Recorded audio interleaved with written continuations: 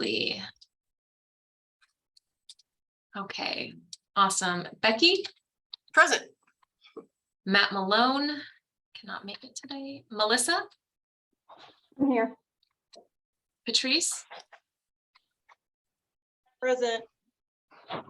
Lashante? Gilbert? And Shayla. Here. Awesome. Welcome back, Shayla. Thank you. Happy to see you. Officially back. Hey, Great. you know, Christina, sorry to interrupt. I do see. I think Gilbert's trying to get on, so give me one quick second. I'll try to help him. Okay, Okay, thanks, Patrice. Do we need him here for quorum or? oh, and here's Kia. Okay, I don't think we need Okay. Gilbert for quorum, but I think given some of the topics today, it might be worthwhile having him. On Sure, but we board. could start, I could start by just giving my announcement and then having other people, if they have announcements, and also do introductions. We're definitely a small enough group that everybody could Yeah. introduce themselves. So first, I'll just go ahead and let everybody on this group know that this will be my last meeting with this group. I'm actually leaving the county office of ed. Tomorrow's my last day. That's why my office looks kind of empty behind me, because I've already taken all my personal effects off the walls. But I'm going to Mount Diablo Unified to be a site principal. So I'm leaving the administration and of the centralized things and going back to a site. So I'm going to be the principal of Sequoia Elementary and Mount Diablo, which comically is right down the street from the county office. So I keep joking with my friends here in the office, they can still walk over and say hi to me. So well, thank you, Shayla. Yeah, I definitely, it is bittersweet, and it was a really difficult decision to make, but I just really miss being around kids all the time. And I did spend the first 20 years of my career working in elementary school at a site. And for the last 8 years, I've, worked more in a central office type location. So I definitely miss working with the kids and working with elementary. Oh, wow. And Christina's saying she went to Sequoia. How Back fun in the is that? day. It is a school with a very long reputation. And I keep running into people who said, oh, I went there, or my kid went there. And so it's exciting. It's an international baccalaureate school now. So they have a primary years program, and it's just like a lot of very good teaching and learning, really stable teaching staff. And so I'm really excited to be going there and hopefully be able to do some intervention, in that more primary tier 1 kind of way. So I'll be sad to not have this with all of you guys, but it just was the right time to make that move. So we do have on our agenda to pick a new chair. So people be thinking about that when we get down there. And why don't we go ahead and do introductions for people who were who are not members, just so that we can know who's here in the room. I can just call on people because I can see. Kimmy, you want to go? Sure. Hello, everyone. I'm Kimmy. I'm a planner evaluator from the ORJ. Nice to see you, Kimmy. Mhm. And how about Jill? I apologize up front. There's jackhammering going on in my house. So if I come on mute to answer something and there's jackhammering, I'll go back on mute really quickly. Jill Ray, Office of Supervisor, Candace Anderson, and then Becky. Is there somebody who's going to be taking your place? Not that anyone could fill your shoes at the OES. So yes, they are going to post my position. It's not posted yet. But it will be posted, and I talked to Superintendent Mackey, and she did say that she wanted to keep somebody on this subcommittee, but that person obviously walking in wouldn't be appropriate to be the chair. So I think that, but definitely we're going to still have some representation on this committee. Great question. Okay, and Cheryl.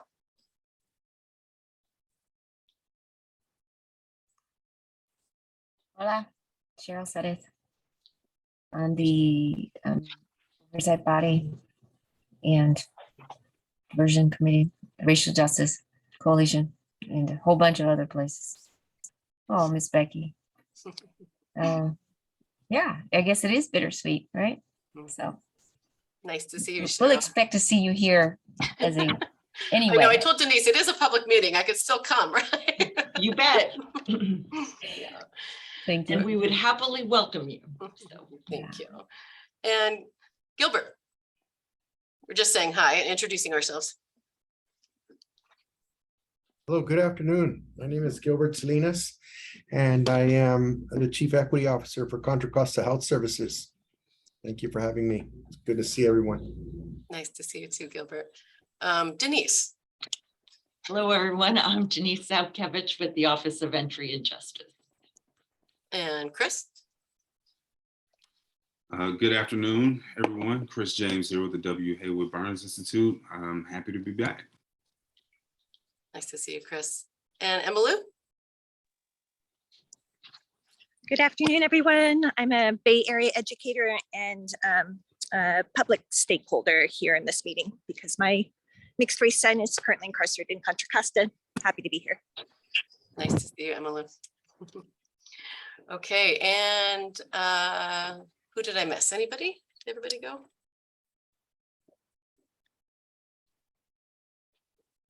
Okay. Oh, Ozzy, go ahead. Good afternoon, everyone. Ozzy Carter, a Community Advisory Board member. Thanks for joining us, Ozzy. Did I miss anybody else? Okay. Does anybody else have any announcements?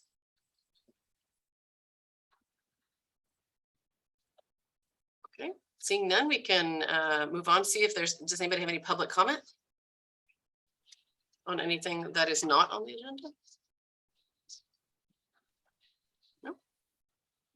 Okay, seeing none. So we have number 3, the approval of the record of action. So that's pages 3 through 5. Any public comment about the record of action, or if not, then motion to approve?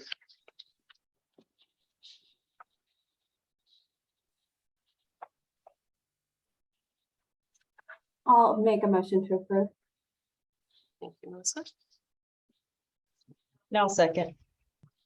Thank you, Patrice. Christina, will you take a roll call vote? Absolutely. Becky, Yes.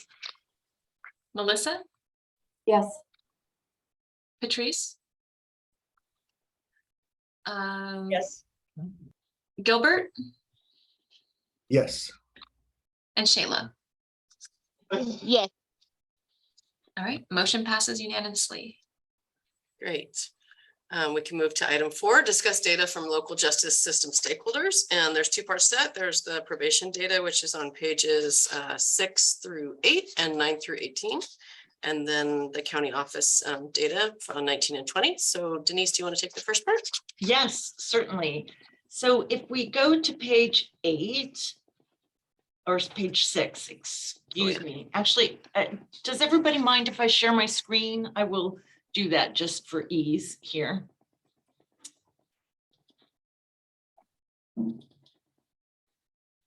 Okay, so what we have here are the juvenile intakes for the second calendar quarter of 2022. So this would be the April through June intakes in the probation department. And what you'll see is that we had 73 intakes that quarter. As I recall, I think, and Kimmy, you might know better than me, this seems like it was a higher number than in previous quarters, where I thought it was, you know, in the 20s or 30s. So I'm not sure, but it seems like it's a higher number to me. The distribution by race and by sex is fairly comparable to other quarters. The intakes by age, again, also fairly comparable, primarily dominated by youth that are 16 and 17 years of age. Well, we do have one 13-year-old and some older youth that have been, I guess, returning into probation, but they're older than age of majority at 18, 19, and even 22. The number of offenses here, again, half of individuals had one charge, while there are a number of individuals, or the other half, so I guess 35 or more, had more than one charge or a court commitment. As it relates to the results of the matter, most of the juveniles remained pending or in custody. Some were a good 11 of them, and this might account for why we have so many that were on courtesy holds, as well as 6 were 20%, or actually 10% less than that, were pending release. And the average number of days between their disposition date and the date that those youth who were entering a program entered one was 4 for OAYRF and 1 day for Briones Youth Academy. This graphic shows the count of juveniles by race and ethnicity and their previous encounters with the juvenile justice system. So here at 0, we can see that there are 40 of these 73 youth had no previous admittance to the hall, but of those, 25 of them, so over half of them are Black. The other are Latinx. So the vast majority are youth of color. And that is also true when you look across the board or across the x-axis at the increasing count of prior occurrences or admittances into the hall, that you can see the orange represents the Black youth, the gray represents the Latinx youth, and predominantly they are kids of color. And again, I don't think there are any surprises in here. This seems all fairly consistent to previous quarters, other than just the sheer number of intakes. And again, that could be related because of courtesy holds for other units. Now, this next table, as you'll recall, is a list of charges, the arrest charges by youth. The PID here in the second column is the individual indicator, and each row represents the charge. So for PID or youth number 1, in April 2nd, there was a bench warrant charge out for that youth. PID 2, there was also only 1 charge for a bench warrant, a failure to appear. However, PID 3, you can see there are multiple charges. There are 5 charges here for firearm and assault weapon kind of charges. So this individual has 1 line, again, for each charge, of which there are 5. And similar pattern all the way through. There are a good number of pages of this. I'm not going to walk through everything, but if you wanted to look further into the details, this is where you would find that. And yeah, that's about it. Does anybody have any questions on this?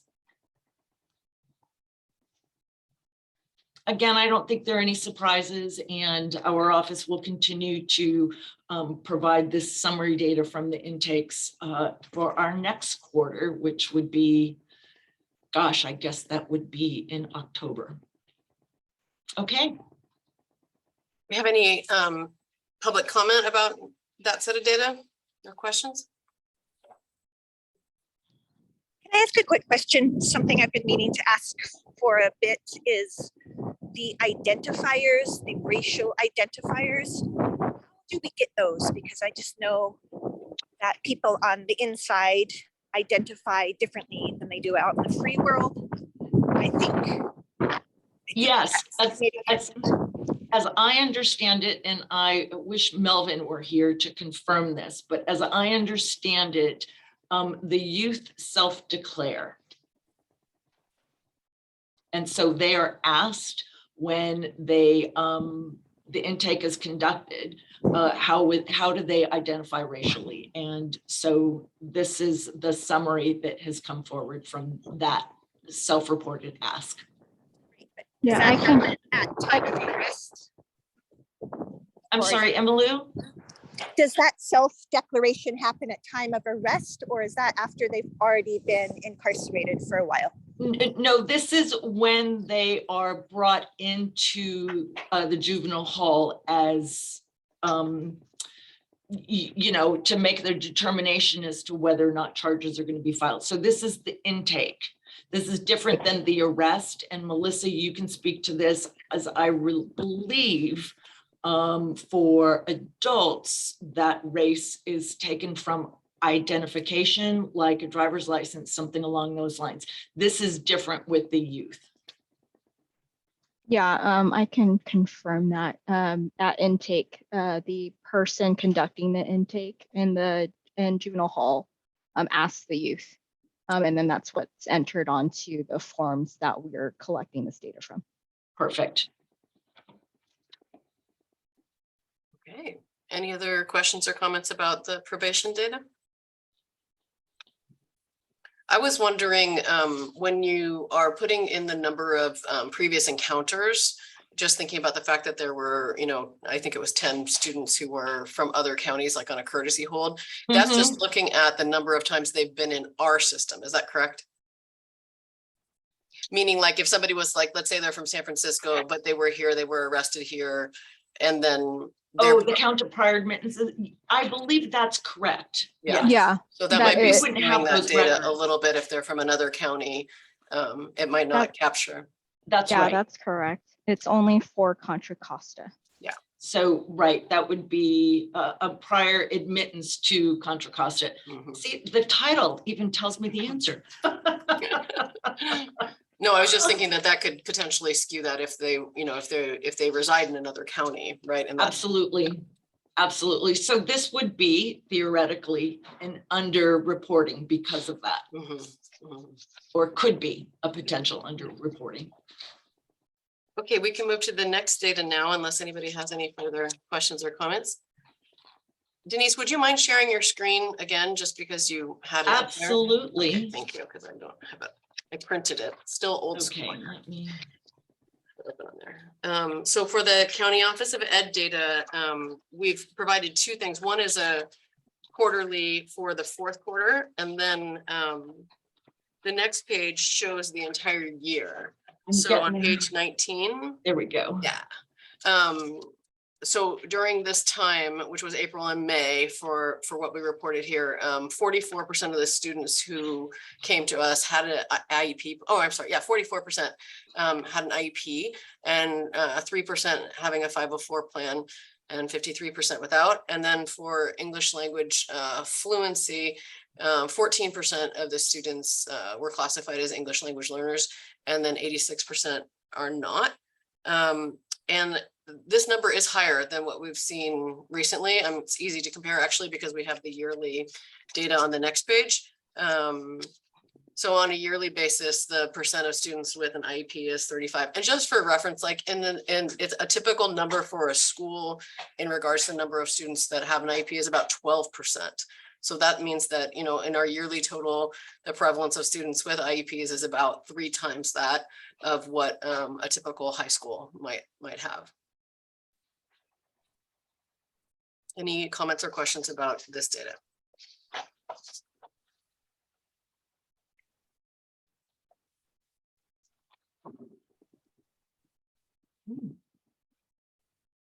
Okay.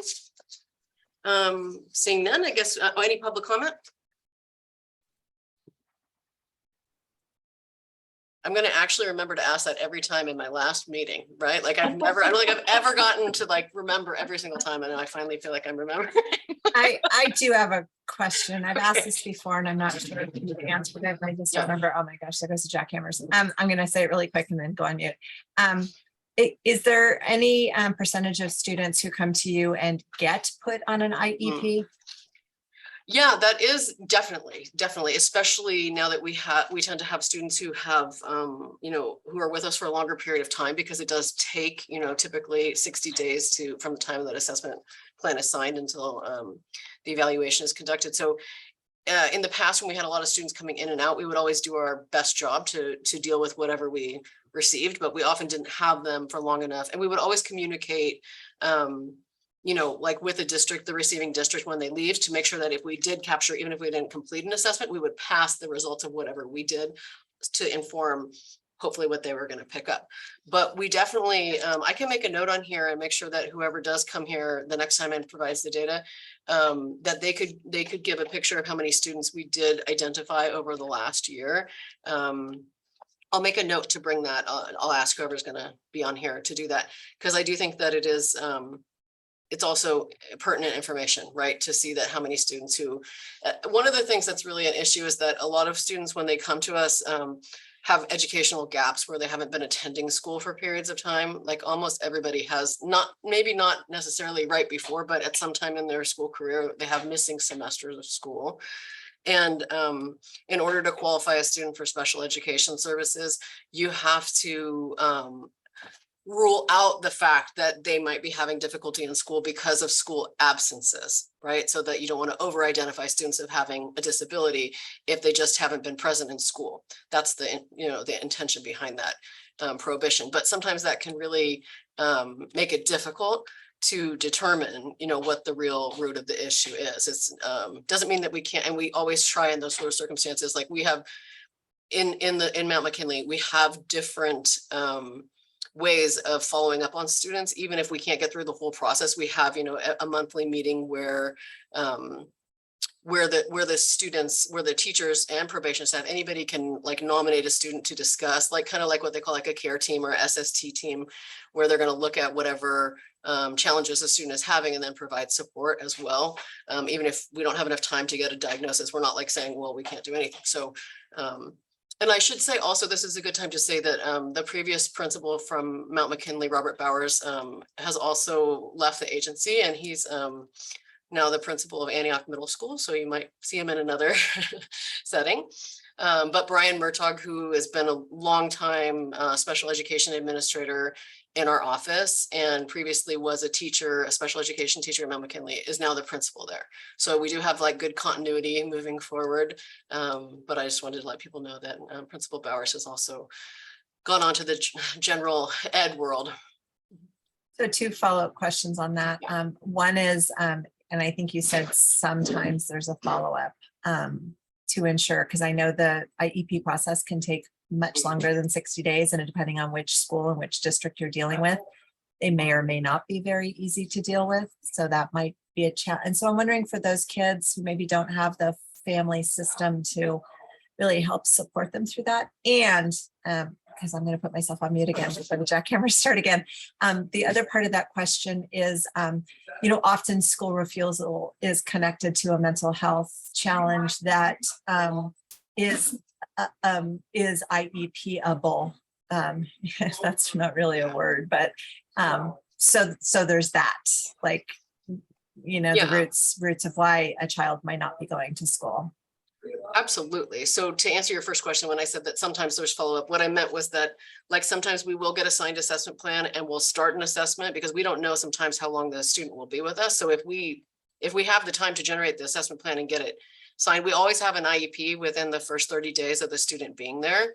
And so normally that timeline kind of coincides nicely with the timeline of knowing whether the student is going to be dispositioned to a longer time with us. So that actually, so as soon as a student comes to juvenile hall, if they have an IEP, even if it's not time for their annual IEP or their triennial, we schedule an IEP within the first 30 days. So anyone who's already identified, we're checking in on their services right away. But for students who, like, let's say that they come and then like maybe 2 weeks into it, the teacher or the probation officer, somebody like has a concern and they bring it to the behavior and logistics meeting that we hold where we talk about those things.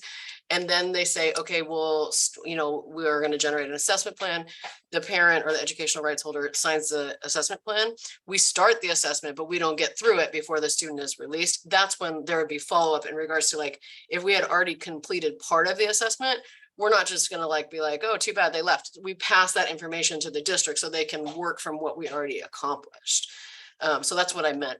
But in regards to like, we do ask for any records, not just like IEPs or 504s, but we also ask for any student study team notes from their previous school too, so that if there's already has been some pre-intervention, we know what else has already occurred. So we try to really like be like excellent in regards to that information, both getting it and then passing it along. And now I'm sorry, but I forgot your second question.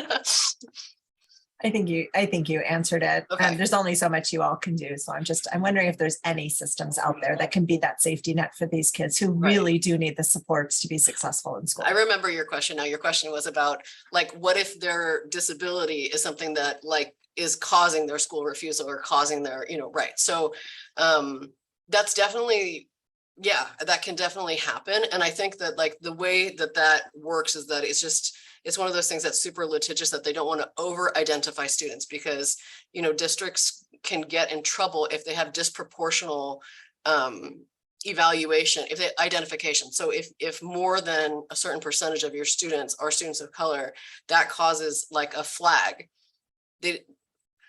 They want everything to be like a flat tax, right? Everyone should have 12%. So if you are identifying more than 30% of your African-American students as having a disability, that will get flagged and you have to go back and explain why you're doing that basically. So that kind of also can, I think, lead to some districts not being super proactive about that because it can cause them a problem. Even if they're trying to be helpful, it can look like that they're disproportionately identifying students of color, which there is a whole legacy and trauma surrounding that too. It's very valid, right? But I think that especially with this group, everyone is probably pretty clear about the fact that trauma is not equally distributed across everybody, you know, sprinkled on the top in an equal layer, right? And so with that kind of perspective, it seems quite obvious that you wouldn't have a flat tax 12% across all people, right? There's going to be more incidences in areas that have more compounded intergenerational and structural racism and trauma. So I feel like that system hasn't quite caught up with that understanding. But it's just trying to protect people from not being identified, over-identified. But I hear what you're saying, because I know like from when I was a principal in East Oakland, like the time that there was so much transition between schools, even, you know, like between the beginning of the school year and the end of the school year, 25% of our school, we would have the same number of kids, but 25% of the kids were different than the first day of school to the last day of school. That does not occur in more affluent school districts, right? So kids are more likely to get lost in the shuffle, so to speak, in regards to things like that, because also they don't have time to develop those long-term relationships and observations of their learning. So it's maybe we need a separate group about that, Jill. Yeah. Any other thoughts or comments about this subject? I know other people in this group are quite expert about this subject too. I don't have any other follow-up questions, but I do appreciate the observation overview you just shared. Those are some really important nuances. And as you said, like we may even need a whole separate subcommittee just on the educational system alone. So, yeah. Well, and I would just add, right? So it doesn't sound like there's any solutions for a variety of reasons for this, but perhaps it's something that could be looked at when they're looking at intervention, early intervention, diversion. You know, how do we support those districts that have sort of this population, these kids who seem to fail out of school? How do we better support them in school so that we can avoid this whole, you know, school refusal, school loss and all that? So I guess it's in that way, it's helpful since we can't use the IEP to get them the services that they really deserve. then how do we do it? And I do think there's been a lot of work put into that recently. There's something called the MTSS framework, the multi-tiered systems of support. And I think almost every school district in California has been participating in this initiative, which is basically to expand the idea of support in school beyond just academic support. So if you, or behavioral support, right? So if you think about, many people are familiar with like PBIS, positive behavioral intervention support, where it's all having clear expectations about behavior and then tiered interventions and providing support so that we're not overly disciplining people just because they're not clear what the expectations are, which I can tell you from a student, I remember that happening to me. And I'm sure for people of color, you probably had it 10 times worse. Based on the numbers, based on the statistics, I would say probably 9 times worse. But anyway, so everybody, every school district is working to build out those social emotional supports. And I can tell you, because I just came from a meeting from my new place, that they have, like, it used to be really rare, like even like 3 years ago, for schools to be giving direct social emotional instruction. There was always like some add-on program, like there's like Second Step or different sorts of things that people would kind of push in, and it would never like have any traction. I mean, just talking plainly, because it's like one more thing people feel, right? One more thing. So now it's kind of like a revisioning that this isn't just one more thing, it's like core and central, and that the earlier we can have intervention. And there's a big push to provide a lot more mental health support a lot earlier in the continuum, so that you're not just waiting until people are already, you know, at the end of the system like this, but that you're providing it as soon as you're being responsive to what the students' needs are. And I think that that will take a long time to show the effects, right? Because we're working with the littles right now, who will be the teenagers, but hopefully 10 years from now, all these kids will have had more social emotional instruction. And also there is a movement to contextualize that in the frame of equity. So that's called transformational social emotional learning, because there's a lot of districts that were doing equity work and they were doing social emotional learning, but they weren't necessarily blending those things together and making sure that you're not just perpetuating, you know, kind of like normative white behavior, because that's not helpful, right? That you're actually thinking about in a context of who are we serving in our schools and how do you support their social emotional health through that lens of equity. And so there's really good work going on all over the place, but it's not yet to the level that I think we're seeing, like it hasn't affected this group of students that we're looking at right now.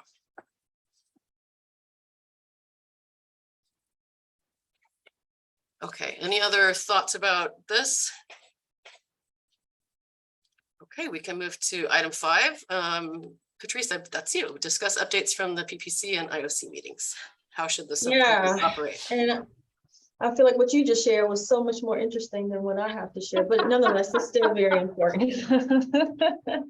So just wanted to provide the subcommittee with a couple of updates from some of these pretty big subcommittee meetings that were happening. And these are subcommittees of the board of supervisors. So as you all may recall, back in February, the PPC received a wonderful annual update from Chris Burns Institute on the activities and the operations of our job to date, and also offered some recommendations and some items to consider as it relates to some of the challenges that are emerging for the body as a whole, and things to consider for the subcommittee members to consider. Following up from that, in the May PPC meeting, some of you I think were in attendance at that meeting, but nonetheless, it was an opportunity to share with PPC some of the challenges that we face related to the collection of data from other criminal justice agencies, local law enforcement, and then with the presenting sort of conflict, if you will, of ORJ sitting in the seat of doing the analysis of all of presumably doing the analysis of all of those data reports on an ongoing basis. And then also, to what degree is this information helping to shape the next sort of course for implementing the recommendations? Those things were shared with PPC. So Staff, where things left off was that staff was going to look into the possibility of partnering with a local university to potentially serve as an intermediary to collect information, manage it, and provide some analysis where needed. But then at the same time, concerns still remained around how then do we broker relationships with local law enforcement who would then be willing to submit that information on an ongoing basis. So there's still some question marks remaining there. So no formal resolution. I will say that PPC did recommend that they, along with CAO's office, help facilitate making those requests to those agencies, and also recognizing the limitation with regards to authority and for those agencies to participate in this effort. So I'll say it that way, yeah. Following that, there was then the IOC meeting that took place in July. IOC stands for the Internal Operations Committee, which was made up of Supervisor Diane Burgess and Supervisor Candace Anderson, who, as you know, also sits on PPC. PPC referred our job as a wholesale review to IOC. And, you know, again, following up from some of the points to consider during that annual update. And so there are a couple of things that the staff raised at that meeting in terms of how can our job best function going forward, knowing that there's some of these challenges and limitations that exist.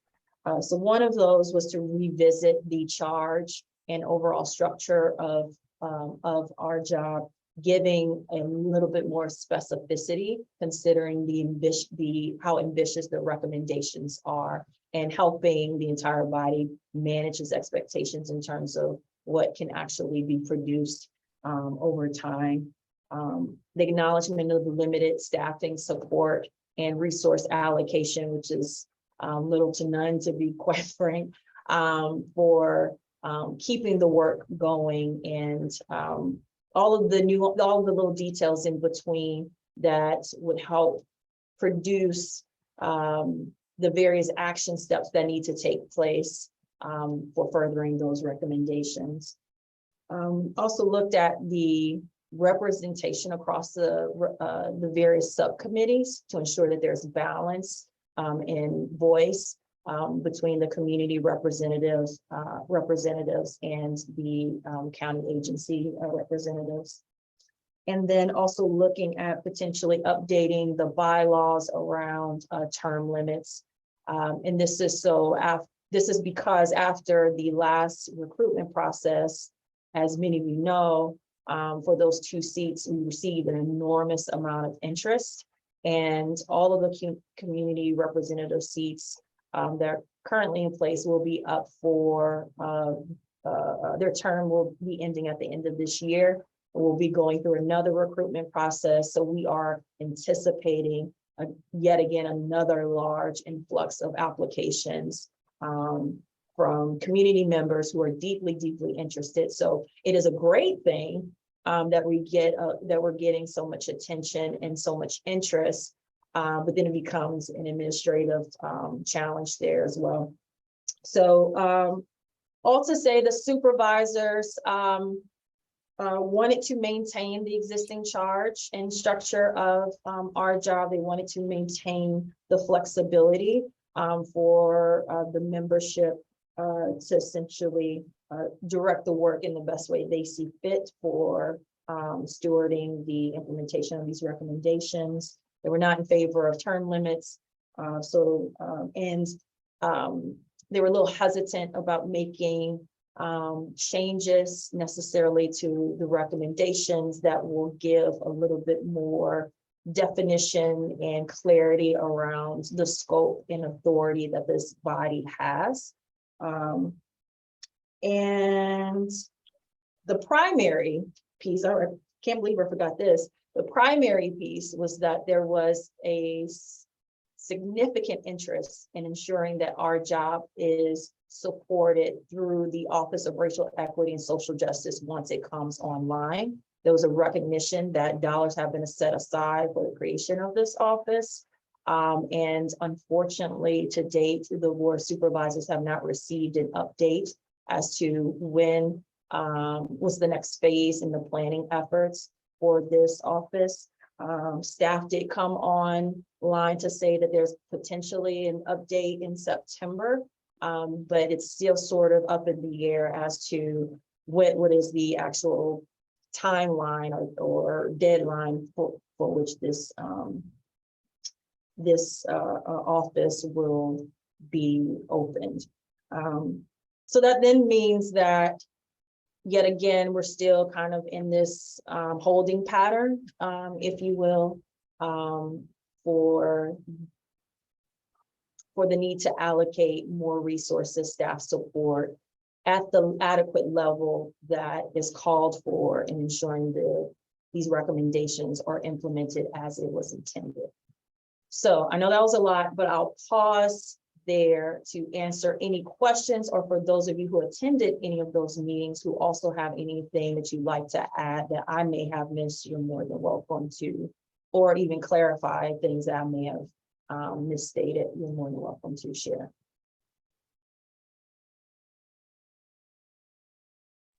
The only thing that I would add is that, the Office of Reentry the Office of Racial Equity and Social Justice. One of these days, that's just going to roll off all of our tongues. I just know it. Process is moving much slower than we hoped it would. And so there isn't even going to be a report to the Board of Supervisors on that development of that office until October at the earliest. And so that was one of our hopes, is that this would be lifted up because it's been funded.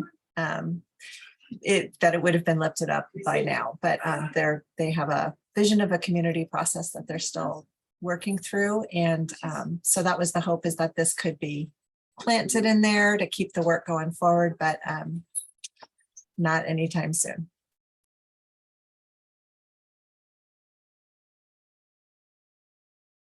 Anyone else have any comments or questions? Any public comment?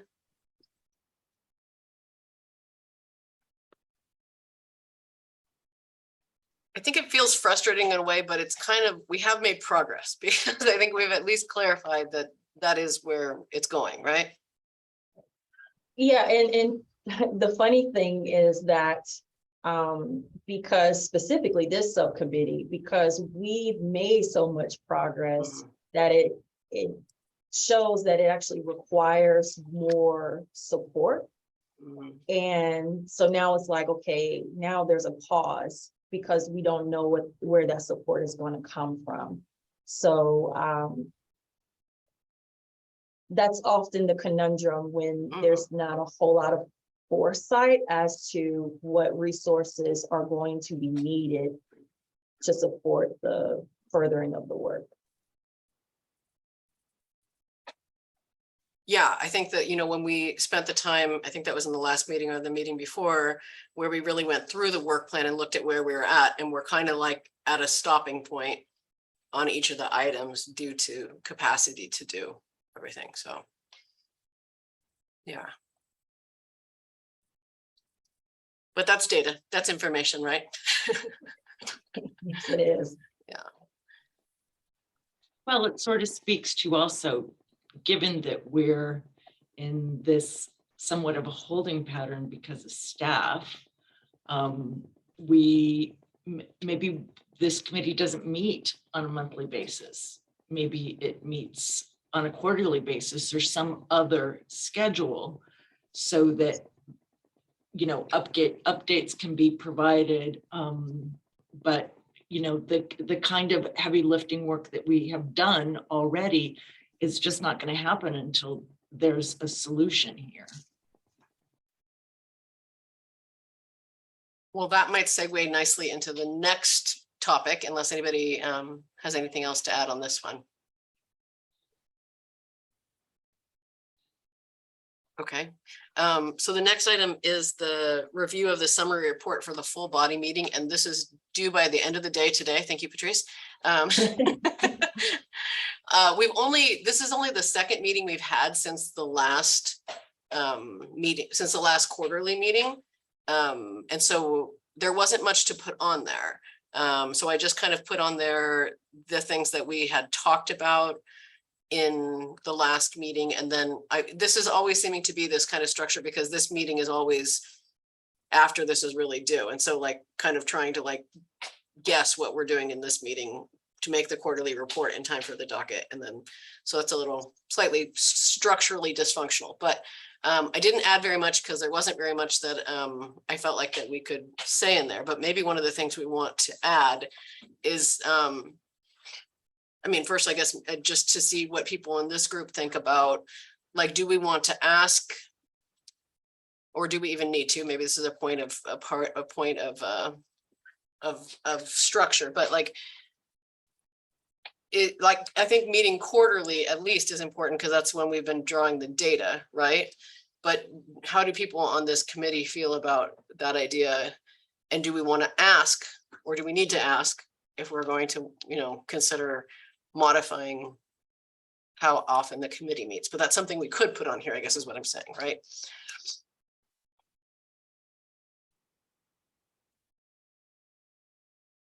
Thoughts? How about you, Chris? What do you think about this? I don't know that, I mean, I think it's, certainly the right question to ask. I don't know that there is a need to, to request to do that or to request some sort of motion or something like that. I don't know that that would be necessary, but I will leave that to others who are more versed in such matters to confirm or deny or refine. I do think it's likely, without saying too much, I think it's likely that the implications of everything that Patrice was just sort of walking us through will impact not just this subcommittee, but multiple subcommittees in such a way that there may be a more global discussion about it anyway. I feel like we've gotten into that position before where we're trying to like somehow we're like up ahead of the full body, but it really is a full body kind of conversation. So I hear what you're saying. Shayla, you have your hand up. Go ahead. Yeah, I was just gonna say, like, since we are getting the data quarterly, it would kind of make sense to maybe have this meeting quarterly with potentially, I'm not sure how it would work, but if there needs to be like an ad hoc meeting, can we still do that? Just throwing that out there. Anybody else? What are we thoughts? Yeah, Melissa. Sorry, I didn't raise my. Oh, it's okay. I agree with what Shayla said. I think quarterly meetings would be good. We want to keep the momentum going. This group does meet regularly and has good attendance. But I think that we are at a point, everything keeps coming back to, okay, we want to ask for all this data and we want to collect it, but then what? Or where are we going to ask that it goes, and where is it going to get analyzed? And that's, we talked about it in the past, trying to get more data from more, at least law enforcement agencies. We got to be able to explain to them where it's going to go. So anyway, yes, I'm in favor of quarterly meetings, and if it is possible, keeping the fourth Thursday of the month as an option if something comes up that we can try to schedule a meeting in between. Thanks, Melissa. Jill? Not on this group, but I'm just wondering at this point in time, since there's Becky, you're leaving, and then the gathering of the data, I'm guessing, is time intensive. But you all have the format of the data already laid out. I'm wondering what the benefit at this point of quarterly meetings and providing this data, which is limited and not all the data at this point in time until there's a solution for our JOB, and then it could be picked back up again since the layout of the reports are already there and you could pull it for 6 months or 3 months or whatever. I mean, I'm not saying that it wouldn't be quarterly, that your next meeting would be, but I'm just curious about like, what is the benefit of reviewing the exact same, basically, data time after time at this point, if there's nothing to do with that data? It just feels like we're just collecting data for data's sake. Well, from the perspective of the data that the county office provides, I don't actually pull that data personally, and the person who does is still going to be here, so there won't be any break in the ability to pull that. But I hear what you're saying. I do feel like that we have done some other things besides looked at the data, right, in regards to the policing the teen brain and at least continuing to put pressure on people to provide data. You know what I mean? So I think it's kind of like 6 of one, half a dozen of the other. But I do think that there is something to be said for not continually ask for something. It's like my 7-year-old, well, he'll ask me a question and then he doesn't listen to the answer. I'm like, don't you dare take my time to ask me a question. You're not going to listen to the answer. So like, if we keep asking, that could actually work against us, because then when we actually do have something set up to receive the data, they feel like, haven't you already asked me this like 60 times? Like, you know, I can see both sides of it. Well, and then the other side of it is you get the public who says, you know, you have this data, but what are you doing with it? Right. And you know it, but what have you done? Mhm. And so there, and we all know, like we understand Yeah. we're working hard on it, but Mhm. it's a public perspective as well. And The we data- can continue to update the dashboard, you know, the static dashboard. That doesn't require us having a meeting, right? Right. And if we want to share with the full body, we can share at the full body meeting as well, rather than having yet another meeting that basically just says, oh, right, ORJ received the bookings data from the sheriff's office, and here's probation's quarterly data and education's quarterly data. I mean, we could do the same thing at the full body meeting if we wanted to. Sure. That's true. Gilbert or Cheryl or anyone else? Anybody from the public either? I'll just say this. At the meeting last week, it was a little frustrating at our diversion subcommittee meeting. And I brought up this committee. I brought up this subcommittee. And I brought up the fact that it would behoove that committee to look at the data, these coming from this committee. Because what came up with that meeting was coming up with definitions for diversion, or coming up with what shouldn't be allowable for diversion, things like that. But it was done almost in a vacuum without respect to some of the data. And a comment was made. That's right, Ms. Jill, you were there. One of the comments that was made was about maybe taking a look, and Ms. Jill made an excellent comment about maybe taking a look at the data about who is being arrested, in what subgroups they're in, and what ethnicity they're in, all of that information. And so my frustration is, yes, I do come to all of these meetings. Yes, I do look at the information and I read it as a member of this oversight body. And I think that it's very frustrating that our subcommittees are working in silos. And that we are making, and then the only time we are seeing this information collaboratively is at the quarterly meeting, if then. So this is probably one of the most important subcommittees, because this information feeds into the decisions that need to be made at the diversion subcommittee, so that can be brought forth for the oversight body. And the same data, it has to be sent to the community engagement subcommittee, so we can determine how we're going to present it to the general public. And the same information has to go to the oversight body, so we can determine what is it that we're going to be asking of the Board of Supervisors to support, and why we need equity principles to be built in, not just from a feel-good standpoint, but from a do-right standpoint from the ORESJ. I don't care about feeling good and singing songs and holding hands. I just want you to do right by the people. And so there's a difference, but the data backs that up, right?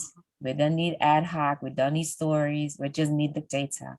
And so I think my frustration is, how do we make sure that across the board? And yes, I'm not a fan of adding more meetings. I have enough meetings. And making sure that this information is accessible to everyone.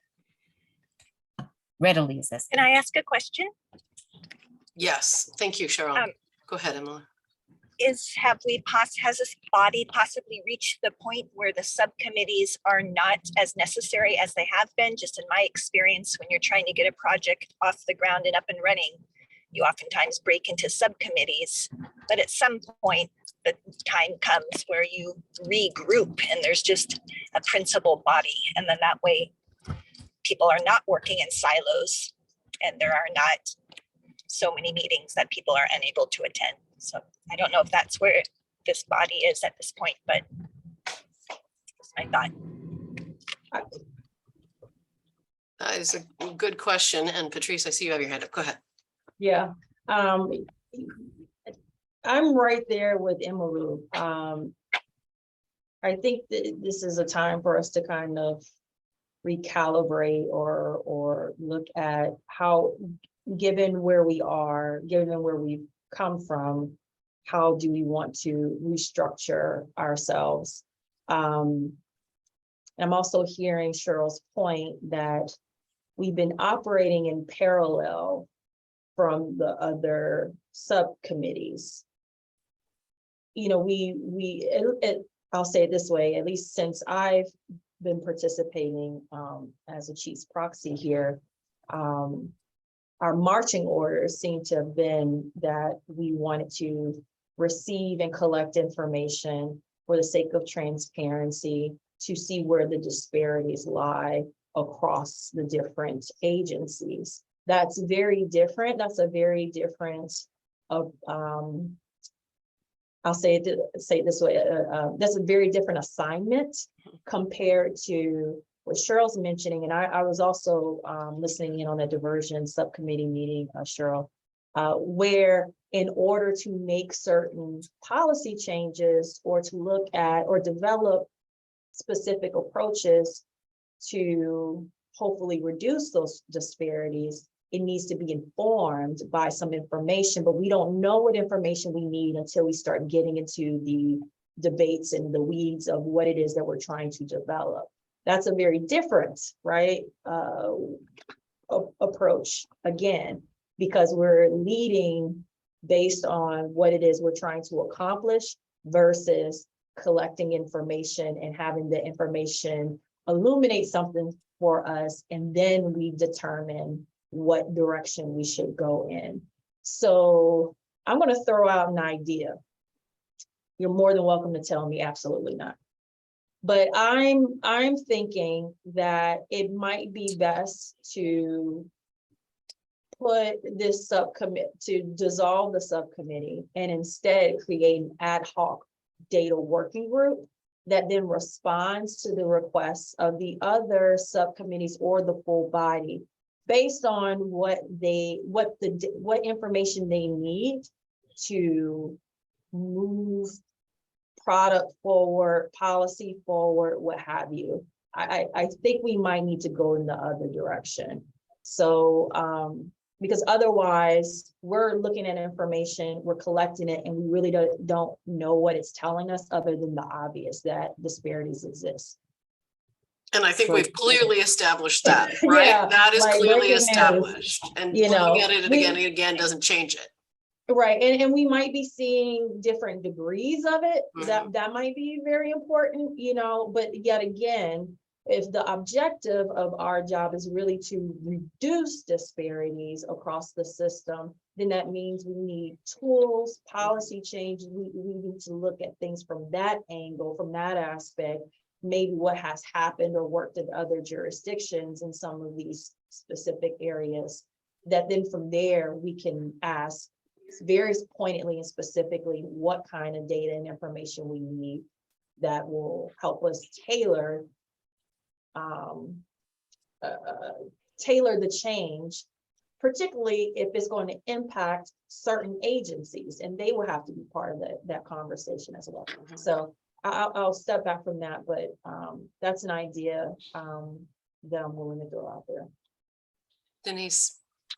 Yeah, I'm a little confused or would like a little bit more clarity, Patrice, on what you're thinking, because to me, to dissolve the data subcommittee and create an ad hoc working group, we're still left with the same problem, and that we don't have anybody to do the analyses. We don't have anybody to retrieve the data. Is this a suggestion that you have in mind for after the ORESJ kind of begins support of this work? So Is that what Denise, you're there's thinking? no guarantee that's going to happen, FYI. Okay. As the working group is proposing it, that wouldn't be a function of that working group to support this group. To support our job, it wouldn't be. Not as it's being proposed from the core group. Oh, okay. That seems surprising to me. Yeah. I won't even go down that road right now. That's Yeah, where well, we're all going. Yeah, there's two different things. You have supervisors who want this in ORESJ, but then there's a host committee or the planning committee that have their own proposals. So we'll see if at all there'll be any alignment. Yeah. So maybe at this point in time, it sounds like we don't actually have enough information to make a decision about something that radical, because I mean, I think what we wouldn't want to have happen is to have it get dropped, right? I think it's dangerous to pause a structure that's in place without having something to take its place. I mean, I understand what you're saying, totally, Patrice. And I could see a way that could work, that like basically the working group could work in service of the projects of the other groups. And because I think like there's work, there is a little crossover for the juvenile part, at least like with the JJCC. And I'm thinking about the work that you guys are doing, Patrice, to make sure that like there's that logic model and we're using evidence-based practices. Like all of that stuff needs to come to this too, right? I mean, it is this, but I mean, like they really, I know that when they tried to query in the JJCC, the people who were funded, they weren't able to even get responses about what had been provided, there was no like consistency to the data that was being provided. So I know that connects somehow to what we were talking about. I'm having trouble making a smooth, I guess it's like, we want to have a standard of quality, right? Of what, and that's what I see that what you're doing, Patrice, with your office is bringing to JJCC that's been missing. So that same sort of thing, I think it would be a lot of wasted energy to develop something that doesn't have that level of standard and then try to create it again. Like, I hope that whatever they are going to create is going to have that level of standard. That's how it connects. Kinda. So it's like for example, I'll use the diversion subcommittee as an example. So when the subcommittee was reviewing their proposed charges that would exclude an individual for diversion, you know, there were some nuances there regarding how this is being applied or how someone's history depending on the nature or the circumstance of that specific conviction that they may have had in the previously, you could almost inappropriately apply this criteria. That's what I want to say. May inappropriately apply this criteria. But now, mind you, how this diversion criteria, specifically the exclusionary piece, whichever agency will be applying it, I'm guessing would likely be DA, or I'm guessing whoever's using it, right? Without having data to sort of inform who are currently being impacted by or who, based on race and ethnicity, who are currently being impacted with, and have had those prior convictions, are we going to further the disparity now through a new pathway that was supposed to help people? So forgive me if I'm losing, trying to keep it all together, but all to say that then, well, we wouldn't know because we don't have the data to look at right now, to be sure that then what we're proposing is actually going to be applied appropriately, and it's going to yield the kind of outcomes that we want. Yeah, so just to kind of wrap it up in a bow, Patrice, the whole point is you can't just look at a list of charges. You know, the argument was that if there's certain charges being used against certain populations, you need to look at that first, right? So what's the arresting data like of this handgun, having possession of a handgun? What is the ethnicity data on the people being charged with that offense? And so that's really the bottom line is if we're just looking on the surface, you know, this data is so imperative in every decision that's being made if we're going to ensure that the system is truly, you know, being applied equally. And of course, there's so many different layers to that as well. And so I think that's the point that Patrice is making, is that to have an ad hoc committee that could nimbly say, hey, let's pull the charges for these different crimes and help call that information for you, diversion subcommittee, so that your programs that you're suggesting are truly going to impact the racial breakup of those being charged. But that still doesn't answer the question of who's going to do it, right? And it also makes me think I'm having a little bit of deja vu from a conversation we had, I feel like about over a year ago, where Cheryl was very, very clear. It's in her, and I just love the way that she said it this time. And we can actually, I guess they're all recorded, so we could look back. But regarding it, when we looked at that decision point matrix, remember that, those of you who were here before, and and it's not, you can't just look at that one thing, just like you're saying, Jill, because that already, that's not necessarily the decision point. That's definitely not where it starts, right? There's a disparity that happens before that. And so if you're only looking there, you're missing where it started. And so you might not apply the right remedy. Well, I think we all get it. Yeah. So I'm sorry. No, go ahead, Ms. Jill. I was just going to say, so you are right, Becky, in saying that the JJCC has made great progress and they've done a lot of things, understanding that the JJCC is housed in probation.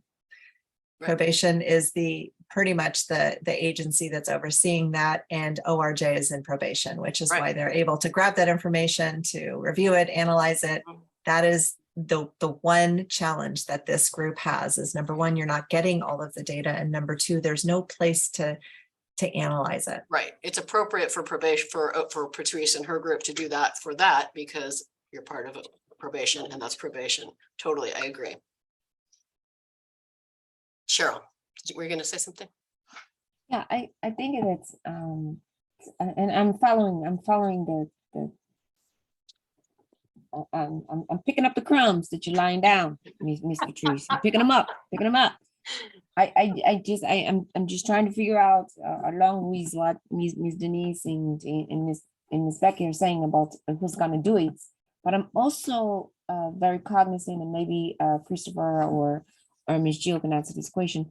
I don't know if we have the authority to dissolve a subcommittee. I think we have to go back to the oversight body we can make the recommendation, but I don't think we can just get rid of it all by ourselves.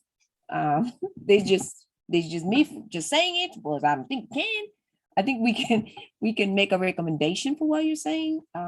But even in that recommendation, I do think there needs to be a clear-cut pathway to say who's going to do the work in the ad hoc, if there is this ad hoc, right? Because we struggle even getting people to adhere to what they signed up for these committees. And so getting people to agree to come to an ad hoc ad hoc to me sounds voluntary. And even though these are voluntary, you sign up for it and you say, I will commit to going to a subcommittee. The word committee is in the word committee. Ad hoc means, yeah, I'll go if I feel like it. Well, I think we're in a good place. I agree that that seems like a kind of drastic step to take, but I think we're in a good place to bring back some sort of discussion about this to the larger body, because that meeting, I mean, like I said, the docket is due by the end of the day and the meeting is quite soon. So I think my one, especially because I'm not going to be here, my one concern, frustration about that is that I feel like sometimes we've brought things to the larger body and they haven't necessarily been responded to. So in a timely fashion, do you know? So I think that in my mind, this is a way for us to kind of capture in the report from the subcommittee, and it even is structured that way, right? To say like recommendations, questions, whatever. But then there needs to, I think that's why people were like, well, because like, if it can get really drawn out if there's no response to whatever's there. I don't know if that's making any sense. Isn't it enough of us here to vote for it? And I do think that this has been one of the most consistent committees that's done the most work. So the idea of getting rid of it doesn't seem attractive from that regard. But sometimes maybe the work that we've done, people could argue should have resided in a different subcommittee, maybe. I just want to figure out how we not work in silos. Stays my only Yeah. thing. I see Christopher's coming off mute. Good. Save us, Christopher. I don't know about all that, but what I will say is, so I think, first of all, I think you both are right. I think this is a conversation that could result in making a motion at the full body level. I think what I would probably say here, and then I'll say it next week, is this body back in 2019, you guys created these subcommittees, right? So I think sometimes we can, and decided what their subject matter would be. So, I think some folks may get a little miffed by the idea of it not, existing in this way anymore, or temporarily, or whatever the case may be. But that's literally something that you all voted to do. It wasn't like necessarily a bylaw or some large written order that you had to have a data subcommittee. This is a subcommittee that this group decided to create. And even the monthly meetings, right? This was never, you guys were never intended to meet on a monthly basis. And I say that with all due respect and applause, because you guys were so adamant about getting the work done that you said quarterly is not going to be enough for what we're trying to do. We need to meet on a monthly basis. And you all, for the most part, have been here. So that, I will always commend you all for that. But those were things that you all decided. And so with that same sort of authority, with that same level of consensus, you could decide something different. I should probably leave it there. I will steal all my thunder from next week. And I think I'm just going to sort of agree with all of the things that you all have said. And I don't need to take up time and space to do that. I think the moral of the story is, Becky, when you decide to leave, everybody else wants to go home. Oh, stop it. Those events are unrelated. Emily just put something in the chat. She said, has this subcommittee achieved its stated goal? I think we haven't, but we have done as much as we can with what we have, in a way. That's a large statement. I think potentially we have. I would agree with that. And I think, the point is, until more can be done, until we do actually have the data from all of the agencies that we need, to be able to make that, like, so now, right, using the diversion subcommittee example, if diversion said, hey, can you tell us which offenses we really need to be concerned about from a racial and ethnic disparity standpoint, we couldn't really answer that, especially not for adults, right? We couldn't really answer it.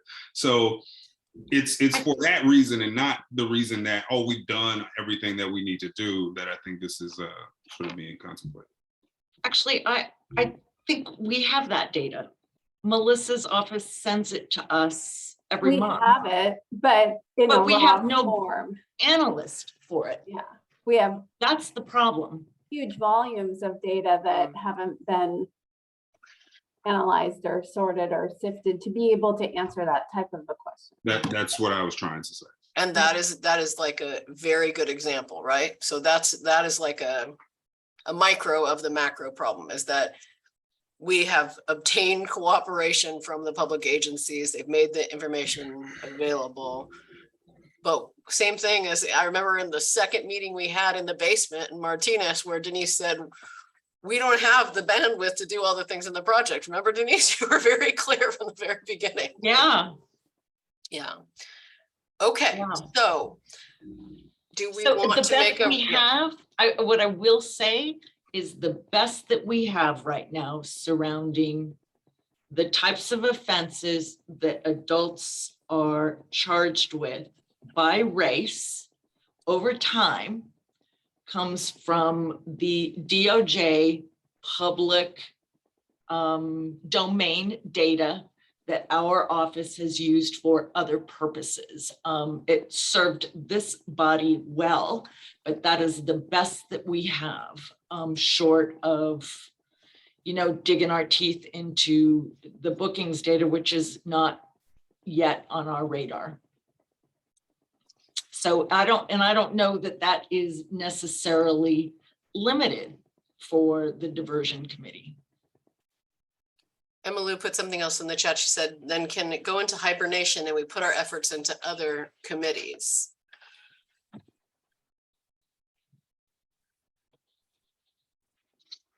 So I guess one thing that we could do, as Chris was saying, I'd like that the frequency of the meeting is something that's within our scope of decision making. Is that true, Chris? Yeah.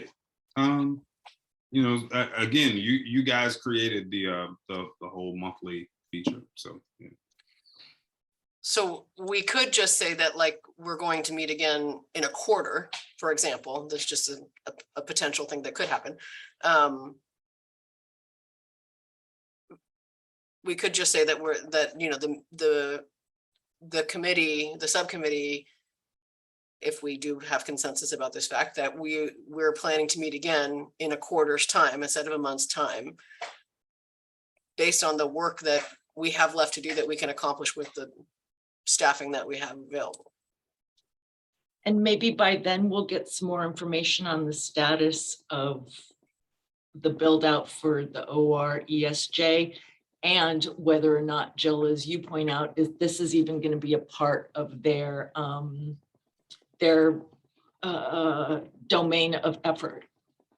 Hopefully we'd have more information if in a quarter, it would be the end of October, early November, that we would meet again.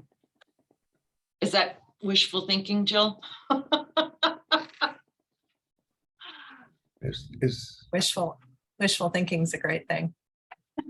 now, is there other requests of data from the overarching body that we've missed in terms of any gaps, maybe taking some time to recalibrate and look at what we've been collecting? Is there anything else? But yeah, I agree, about not meeting just to meet. I mean, there's so much other meetings and ways we can spend our energy to support this work. I think, Gilbert, I can't remember if it was the meeting before you came or if it was the first meeting that you came to, but we did actually go through the work plan, and it would be in the agenda center in the docket from the past. We went through the work plan and we reported, actually, I guess it was at the last quarterly meeting. So the meeting before the last quarterly meeting, we went through the work plan and evaluated where we were, like taking the projects that we've done and what we've done and where we're at. So we went through that process. It's not like we couldn't make more work for ourselves, but the work that is laid out there, I think we're talking around it now. I feel like we're just, yeah. I don't know. What do you guys think about what Gilbert just said? And I think that's great. I think, and if you've done that, and if you feel like, that you've kind of hit the ceiling here, in terms of what you're able to actualize or operationalize with any of the data, then yes, I agree with, hibernation in terms of figuring out what's next, or how else we can support this work or the overarching body in other ways. Because it's been 3 years now, right? Wow. I think. So, Is that right, Jenny? so there's, Years. right, so there's twofold, Gilbert. There's Mhm. one is that the RJOB can't get all the data that is needed to understand the full continuum. So they can't get the DA's data. They have the sheriff's data, but there's nowhere to analyze it. And so then the other piece of that, there's missing data, the city data. The other piece of that is there's nowhere to analyze the data once it's collected. There's nowhere to take the data. And so that's sort of why it's stalled. It's not that there isn't work that could be done if all of the stars aligned and we had everything we needed in the county to do that. But that is the greatest challenge right now is the slow buildup of the ORESJ, and or another solution from the CAO's office as to how we're going to handle that data analysis. Is there a contracted vendor that can work on some of this? That the county? I think that's really tricky because of the nature of the data. Right. And some units are uncomfortable with sharing data outside with agencies that are not county agencies. And so that has been, that's been a bit of a challenge too. So it sounds like you're full of challenges. What do you do now? Yeah.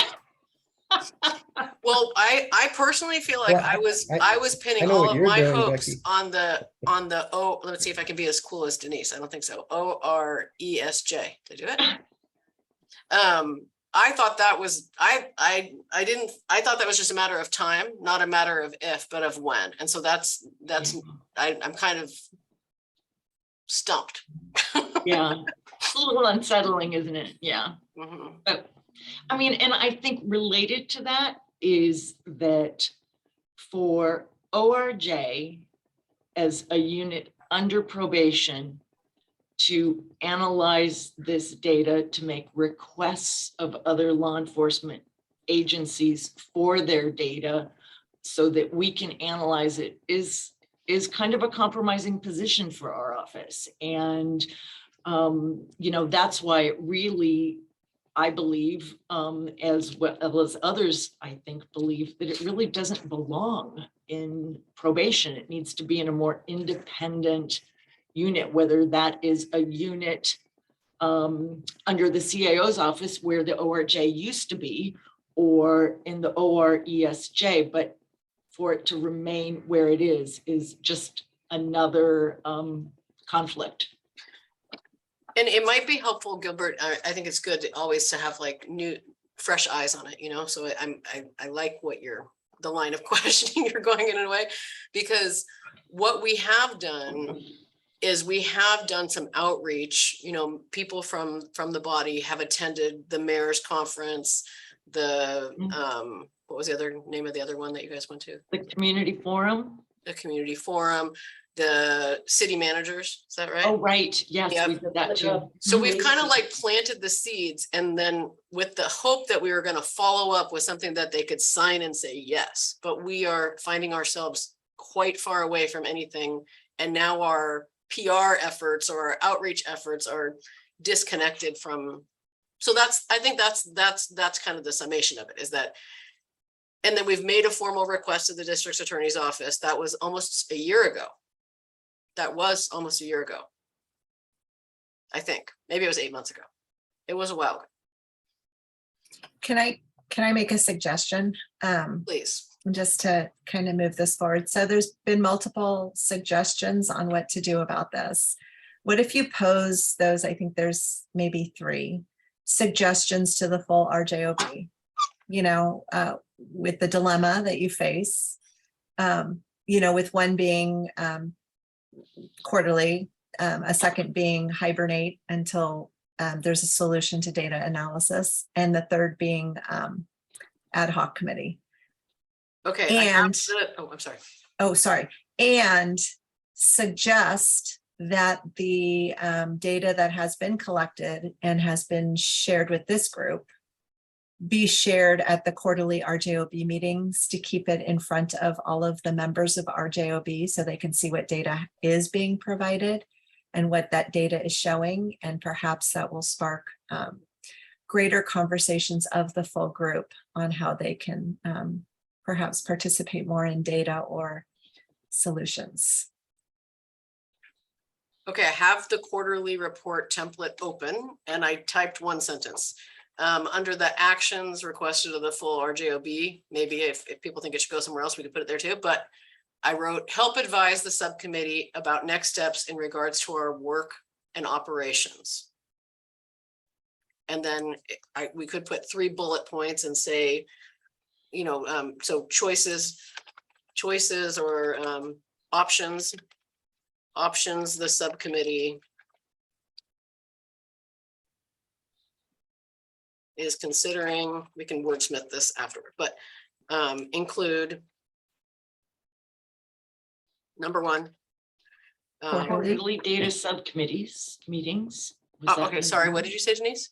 Quarterly data subcommittee meetings. Okay, move the meeting schedule to quarterly. 2 would be to Hibernate.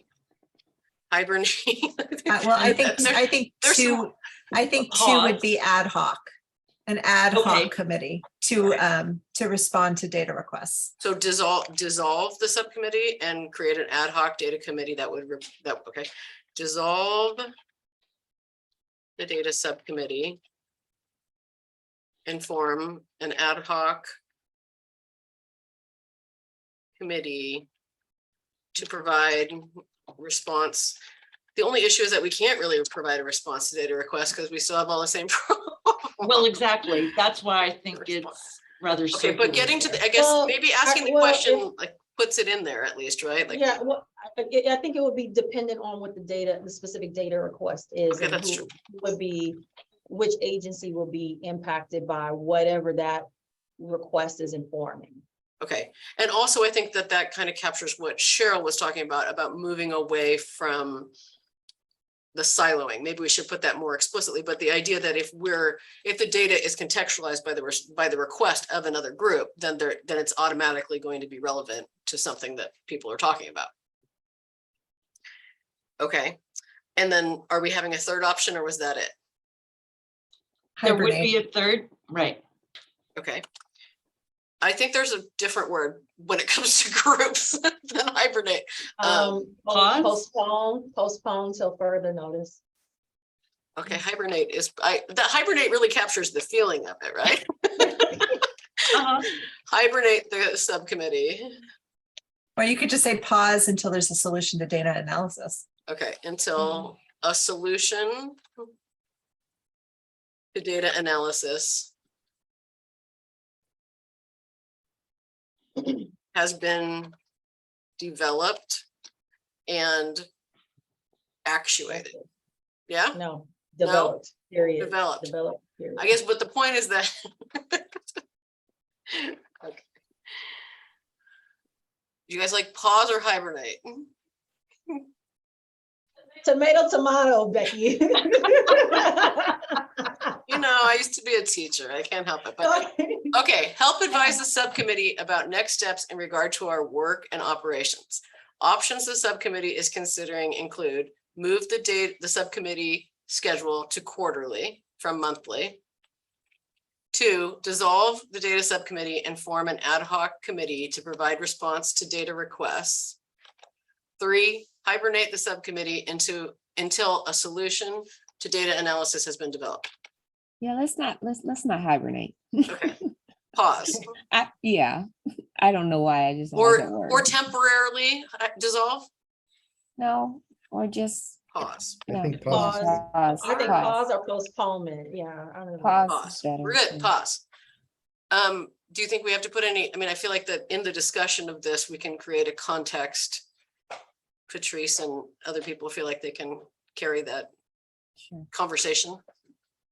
and be. Yeah, I will certainly help.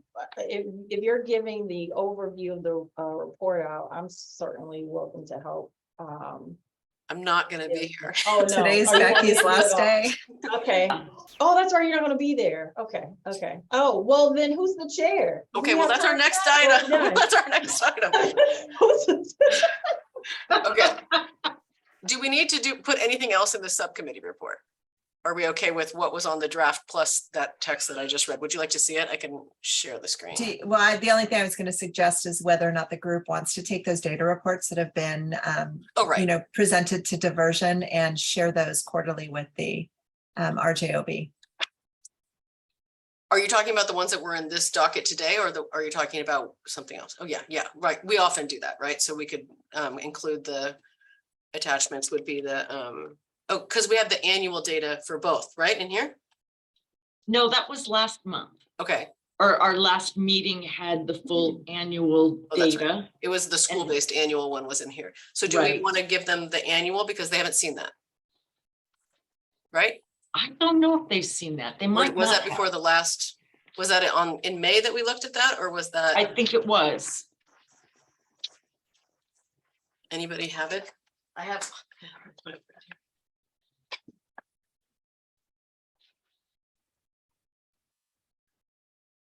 Okay, so I put attachments would be data reports reviewed in the subcommittee. And we can figure out what that is, right? Anything else that needs to go onto this? Is that really small for you guys? I'm sorry, I have a very large screen, so when it looks good on mine, sometimes it looks tiny. Better.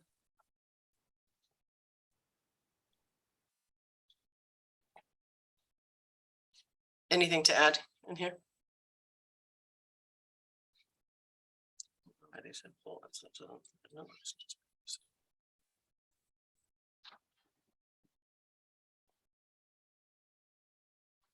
Anyone have anything to add? We'll help with editing too, prior to posting. So. Okay. I'll just send you this like this.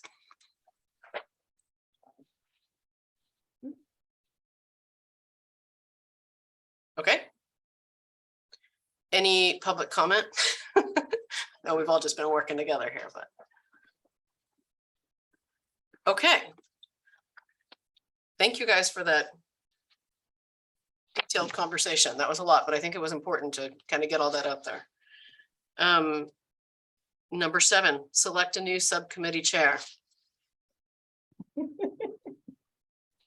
Chris, you can't laugh. Chris, don't laugh.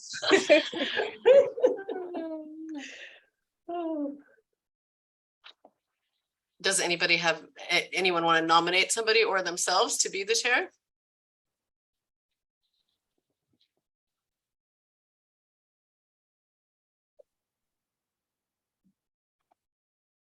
I guess I'll just tell them that I can't come over to Sequoia and I'll have to stay here.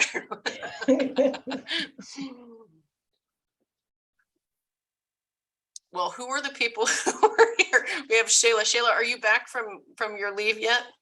Officially back, and I was actually just about to nominate myself per se, especially since we're potentially hibernating or why not? So yeah, and I mean, if it's quarterly, it's definitely fine. I don't have a sitter yet, so y'all may hear some baby noises in the background, but I will nominate myself or volunteer myself. That is amazing. Way to go. Okay. Does somebody want to, how do we do this? Does somebody make a motion, or do you have, I guess you wouldn't have to ask if you accept because you nominated yourself, right? So we're assuming you accept your own nomination. That's good. Does somebody make a motion? Is that how we move forward?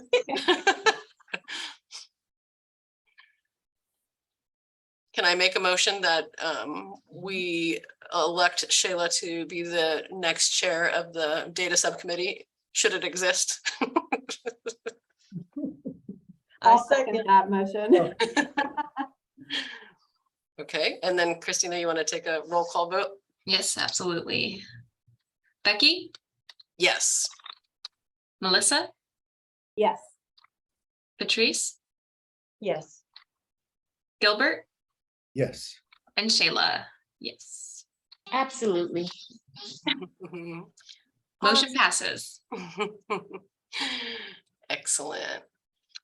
Thank you, Shayla. Yes. So congratulations, Shayla. And I feel good walking away knowing it's in your excellent hands. So that's great. Next steps is number 8. Do we have any next steps, Denise?